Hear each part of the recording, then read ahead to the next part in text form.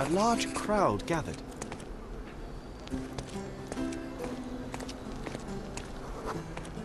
I was here, young and passionate about the truth. Mycroft stood close to me. He was keen on my attending every official event, that I might prepare myself for the Crown service. Lucky for you, that was the last time he did it. There was a stage here, a tribune.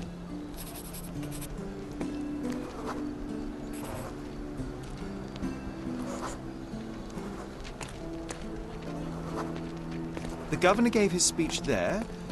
He was lying through his teeth and nobody noticed, or didn't want to, but I noticed. I was extremely irritated by his lies. I shouted my opinions very loudly for everyone to hear. The crowd went wild.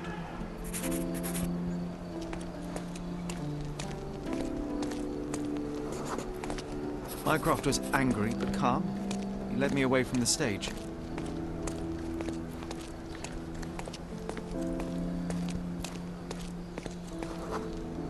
He told me that I should keep my mouth shut, and that silence is golden. I couldn't stand for that. Behold, Sherlock Holmes's famous adherence to justice was born here.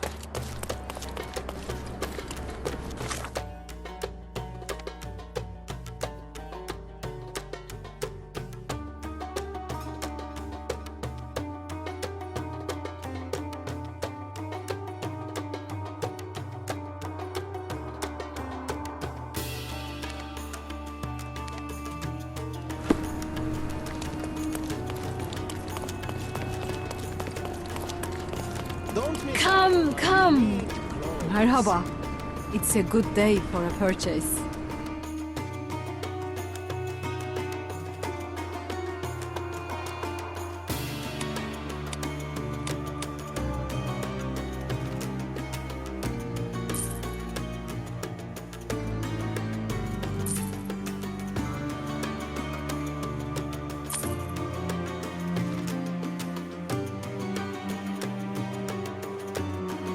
May your purchase bring you joy. Let's pick something that suits you. Don't leave. Take one more look. Don't pass by. Welcome. Come! I'm afraid I have nothing to offer, except my company.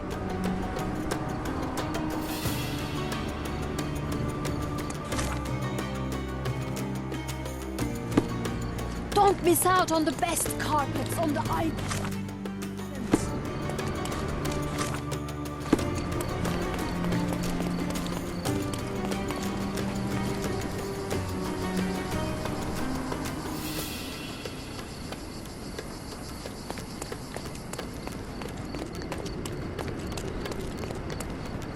A fresh newspaper? You know where to find me.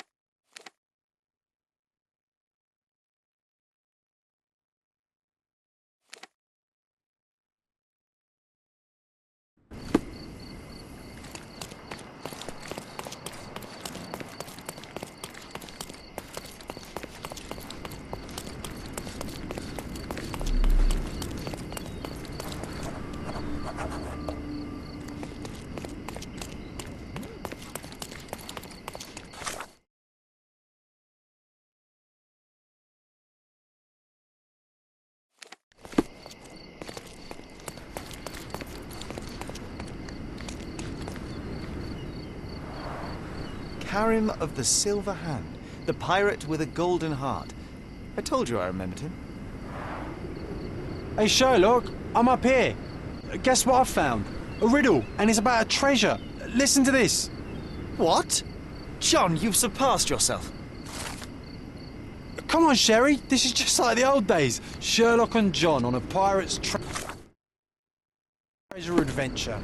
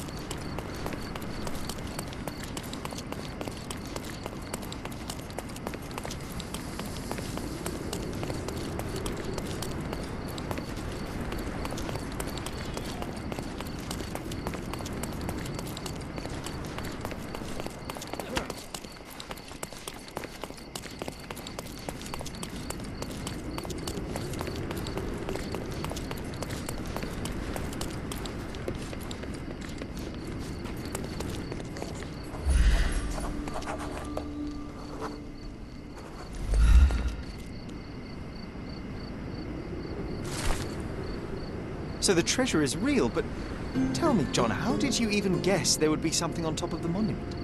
Didn't I ever tell you about my psychic?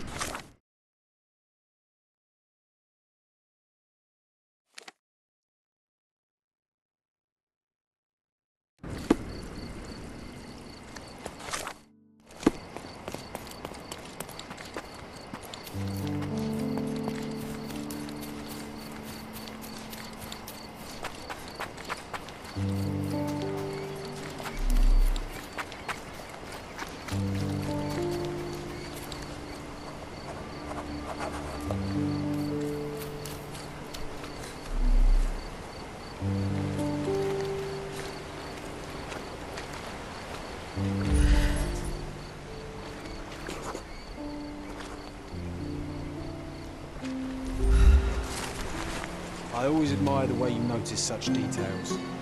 In such moments, I often recall Mother's voice teaching us of the importance of the smaller details. The world hangs on small hinges, John. Even the most chaotic miracle becomes sequential when you take a closer look. I remember.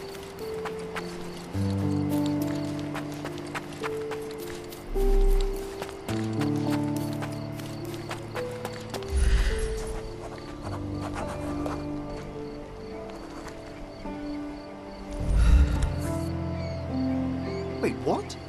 Is this Mother's magnifying glass? How did it end up here? What happened? Sherry, you really need to learn to let miracles happen. The whole world is one big, unresolved, chaotic miracle. But they will become sequential if you take a closer look. I do remember what Mother told us, but that explains nothing. Just let things happen, all right? Besides, this little miracle will look perfect in our manner, don't you think?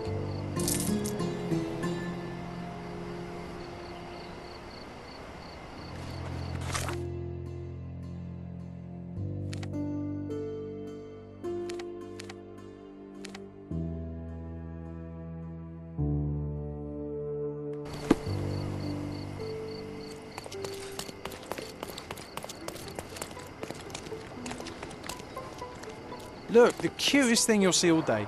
Hamlet, Oh, so it staged has by taken children. root. What's taken root? As I recall, when we were growing up, this theatre didn't welcome kids. You've forgotten, John. Come to the back entrance and I'll refresh your memory.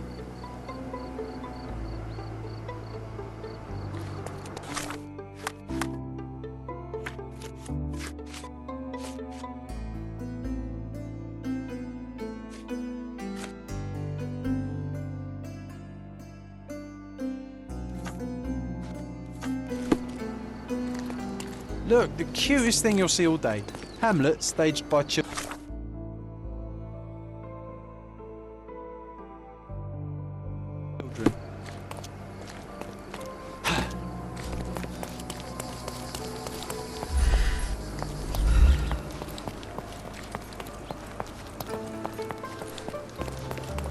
Yet I still see nothing. You need to focus, my dear friend. Watch me.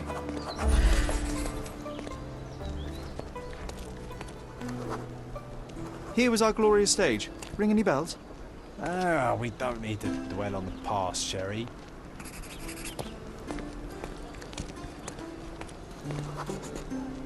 And Hamlet's mother, Gertrude, taking poison. What was the name of that girl?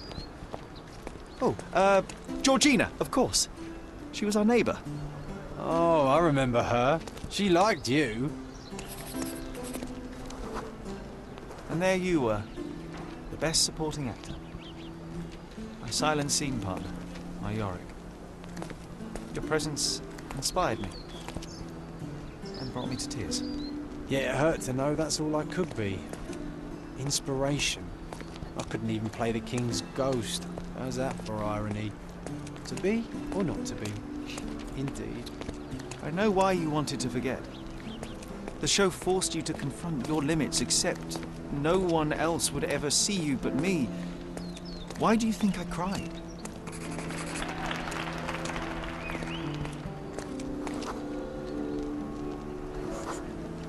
In the end, the audience was thrilled. I can still hear their roars after the final act. You were so pleased with yourself when the theatre director came down to admire your work. He applauded.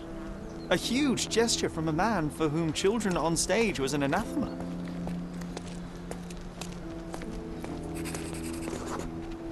One small step for a man, one giant leap for students of the dramatic arts. Childhood is a time of naivety. I cannot now imagine seeking a career as an actor, drinking wine all day and gaily treading the boards at night. Yet you often pretend to be someone else in your search for the truth. You can't act like this side of you disappeared completely. Quite. This, above all, to thine own self be true.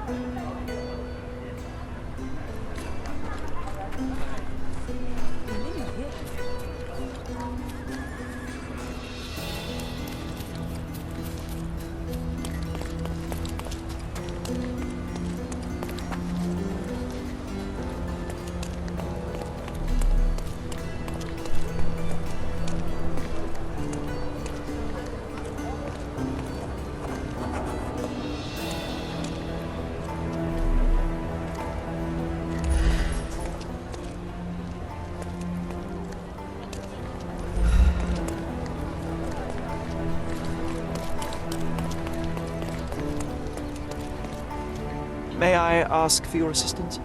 That's not something I know, sir. Someone else might know more.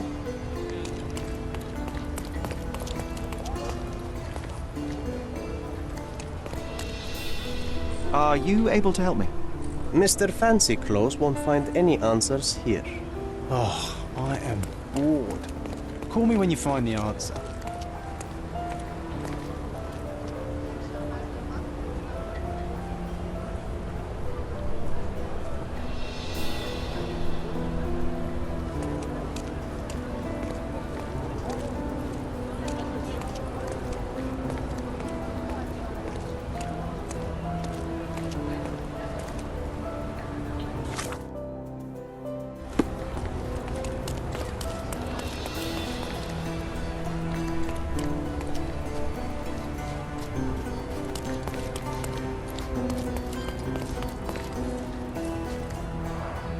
Unholy howls keeping you inside at night? Luigi can help. All ghosts gone. Meet on southern pier of the Silverton Port. Donations gratefully accepted. This town loves the supernatural, but all I see is another scam to disprove. The world shrivels under a skeptic's eye. That's why you're so sullen, Sherry. You leave no room for delight in the magical. I delight in making the unknown known. Let us begin by asking someone about the poster and then pay this Luigi a visit at the port.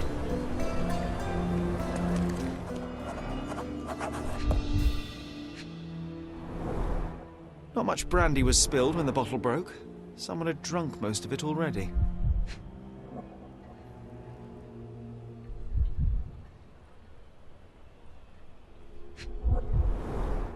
Not enough blood for a murder, but plenty to suggest fists were flying in a collie shangles.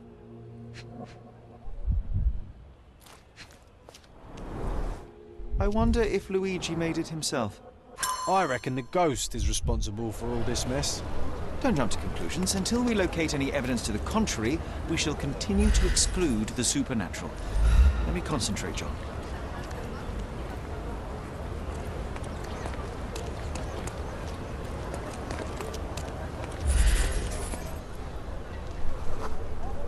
The ghost hunter's stand was here. Someone stormed up angrily. Let me take it from here.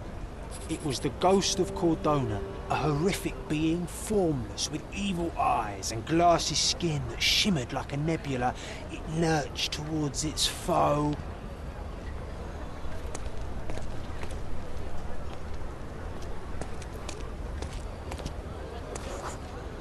No, John, it was human. We're staring at the evidence of a scuffle between men. A little imagination never hurt anybody. If a mark realizes they've been had, that the fear was baseless, the money defrauded, they will likely return to voice their displeasure. And thus, Luigi took a beating. Fools should have at least moved locations between scams.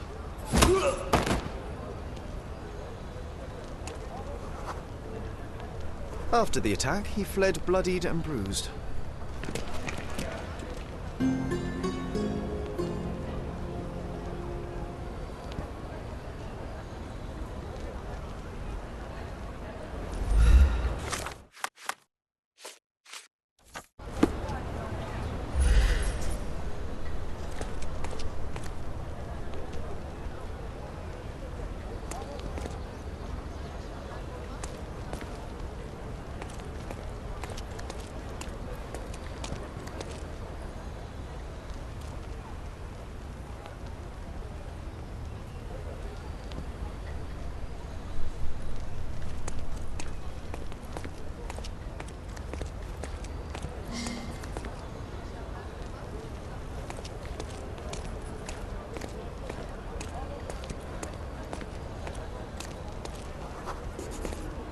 Looks like he crawled that way.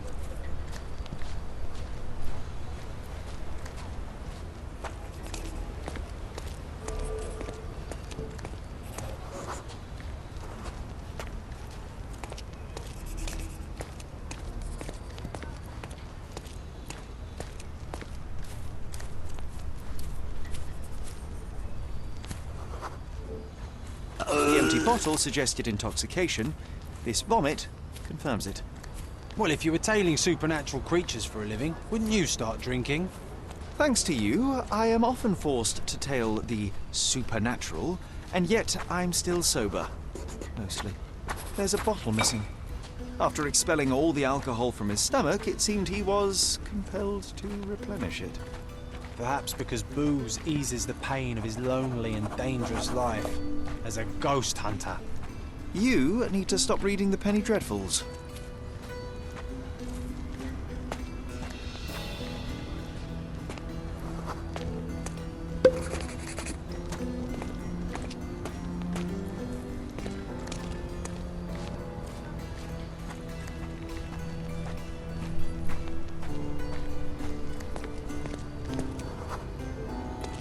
He threw the bottle here. He must be near his hideout. Maybe we just leave, Sherry.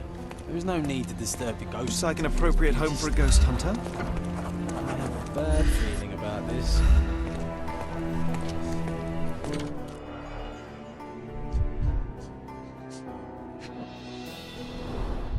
So this is where all the money was going.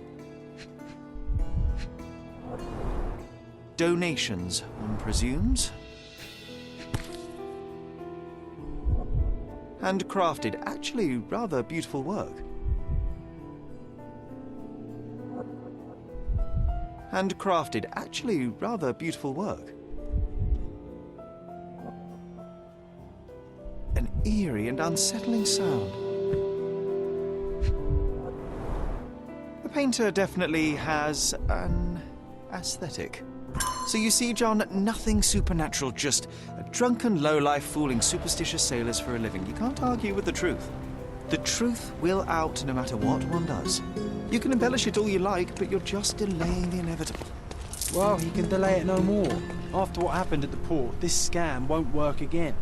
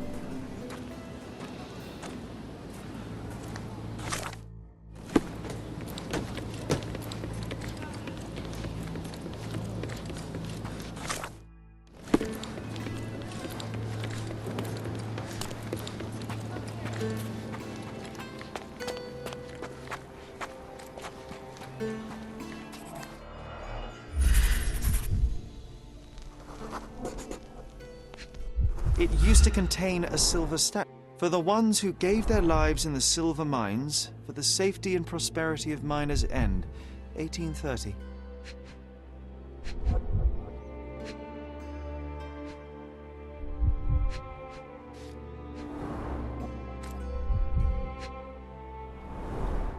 The lattice work was bent a long time ago. A gloomy picture. But quite poetic. A symbol of safety and prosperity has vanished from Miners' End, and now only the cage is left to remind the residents of their past glory.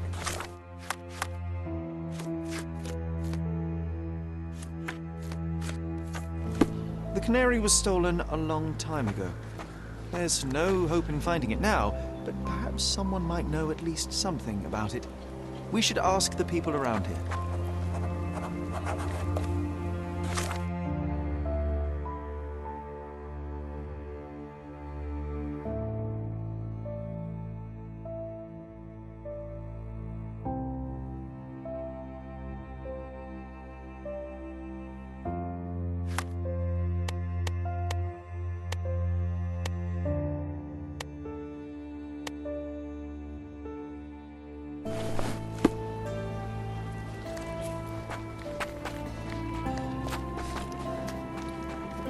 Could you help me? I'll tell you what I know, mate.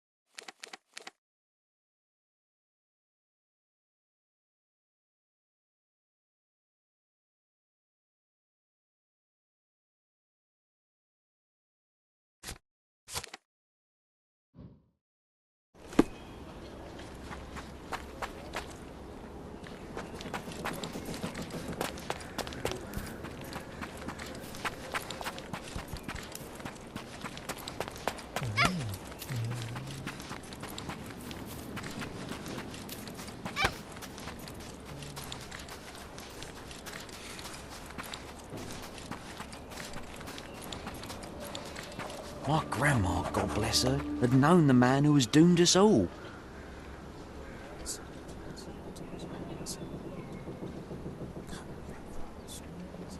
My grandma, God bless her, had known...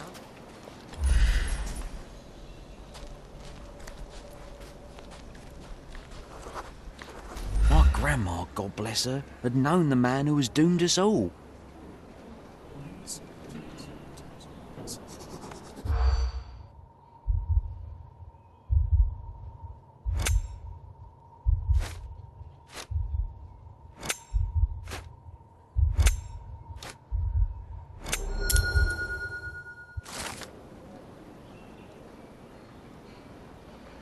The thief died in grief. A poetic story for such an unpoetic place. Safety is gone, and tears take the rest.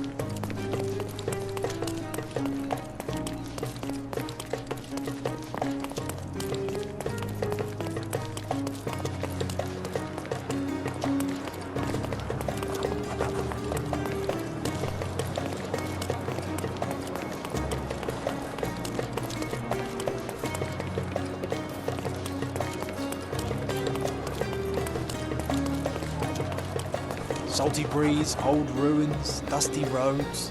Do you recall clambering over these walls as a child? Perhaps. Did we find something at the top?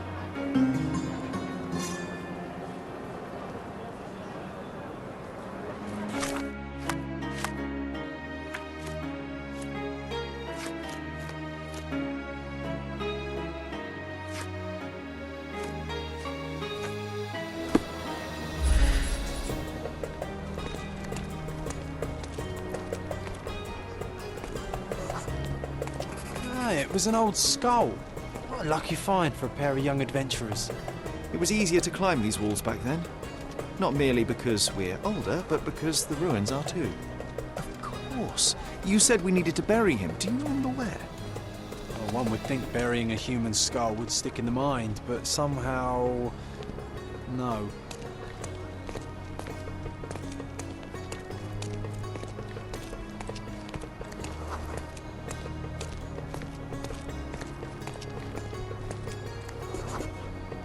An old man was standing here as we passed. Oh yes, I remember his face as we flew by with a skull in our hands. He looked as shocked as our grisly companion.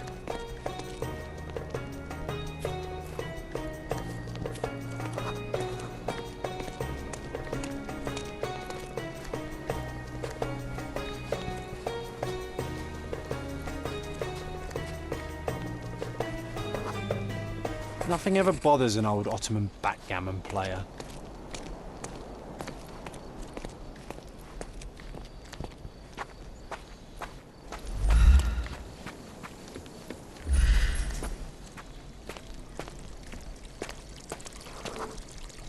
This wasn't the right place for a funeral. We were looking for somewhere more appropriate. Funny, nowadays you love putting men behind bars. You're a fellow of infinite jest, aren't you? The water level was higher back then. I remember swimming through this mire while trying not to breathe in the horrible odour.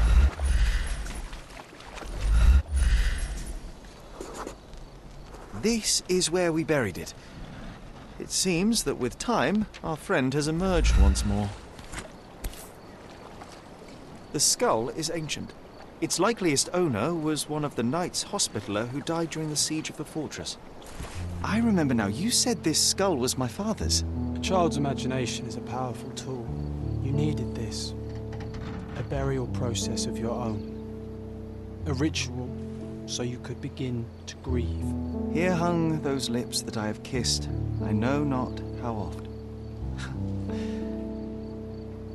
I felt so alone back then, John. Uncertain. Abandoned by my father. I know. The skull wasn't his, though it may as well have been. In the earth, all of us look alike. But putting this man to rest, it did help. I'm glad, Sherry. I find myself rather tempted to keep it. If not for sentimental value, then it's archaeological merit.